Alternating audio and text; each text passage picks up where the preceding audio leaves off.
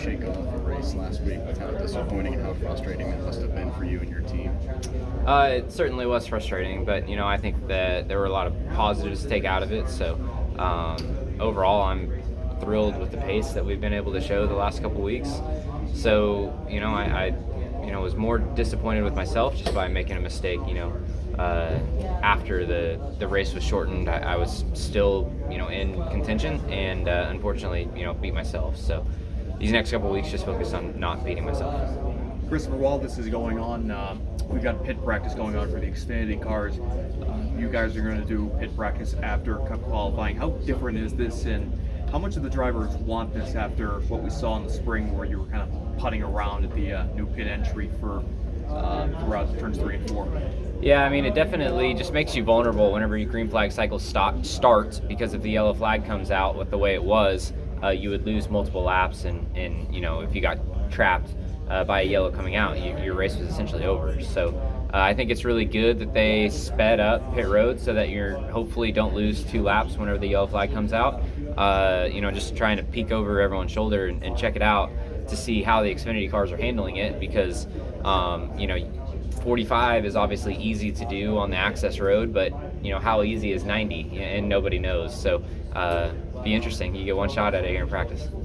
Are you familiar with what you're testing on Monday at New Hampshire? A little bit. What's your understanding of what you're trying to do? So the way that I understand it is essentially we have made a splitter that creates lift in clean air. And essentially the goal is whenever you get into traffic and you lose airflow to your splitter, you would essentially have more downforce than you would by yourself. And have you looked at it, and are you going to look at it? Are you really interested in the shape of it, or do you want to go into the test not really knowing so that you can give feedback without a kind of a predetermined thought? Yeah, honestly, I don't even know what our splitter today looks like. So seeing the new splitter wouldn't really do anything for me. So I will say that the data that they've shown us is definitely optimistic. I'll be curious to see how it plays out. But yeah, as far as the shape or anything, I don't even know what ours look like. I believe you're 3 for 3 this year on Super Speedway top 5. Has something changed this year, or is it just purely luck based? Adam told me I sucked at it. But other than that, no. I mean, I've always been the guy that just Speedway racing. You're going to go out there and roll the dice and see what happens, and it's been good to us this year. What's been throughout your career, what's been the toughest track for you? It's definitely Daytona, Talladega. I would say Atlanta because it's a super speedway, but out of the 3 speedway races, Atlanta's been one of the better ones, or the best one for me. So definitely Daytona and Talladega are my 2 struggle points. You're going to start in the daytime and then end at night. What are the advantages of trying to be aggressive early on, maybe rather than later? I think, really anywhere that we go, everybody gives and takes a little bit more early on, so it's easier to make passes.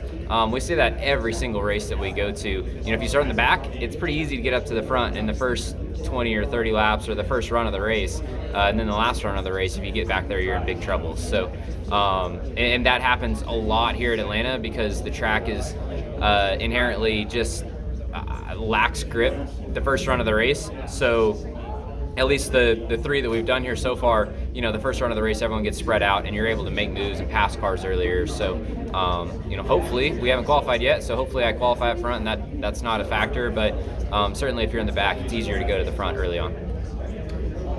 I know the decision to shorten the race didn't go the way that you guys wanted. I know Adam's expressed that, but when taking that out of it, what did you get out of last week? What did you learn, and how you handled things, and how you did things last week? How do you look back at last week? Yeah, I mean, it was a bummer because the race was really shaping up to be pretty easy for us, and looked like we were doing everything right, and whenever the adversity got thrown to us, I was extremely disappointed and frustrated, but looking back at the data, the guy who won the race was ultimately still behind me after everything went down. So, I think before I made my mistake inside the car and put the car into the tire barrier, I was still in position to, certainly win the race, and I can't have that. So, I let my emotions get to me, and admittedly, that's one of my downfalls is I do at times get frustrated in the car and make mistakes. So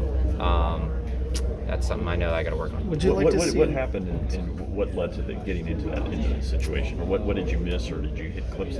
Yeah, I just got focused on Kyle. Larson was ahead of me, and I got focused on trying to race him, and I missed my brake marker, and that's all sure. Would you like to see another road course like that? I would like to see more new racetracks. Whether that's road courses or ovals, preferably ovals. But I applaud NASCAR for trying something new, and I thought it turned out pretty good. So I like new racetracks. What about in different countries? Would you like to go to like a race in Mexico or Canada? What they're talking? I don't really know what's in Mexico, but Canada. I've been to Mosport several times with the trucks, and I think that would be an awesome place to go to. Montreal. I know NASCAR's been there. I don't know much about that place, but yeah, I'm all for new venues. Where are you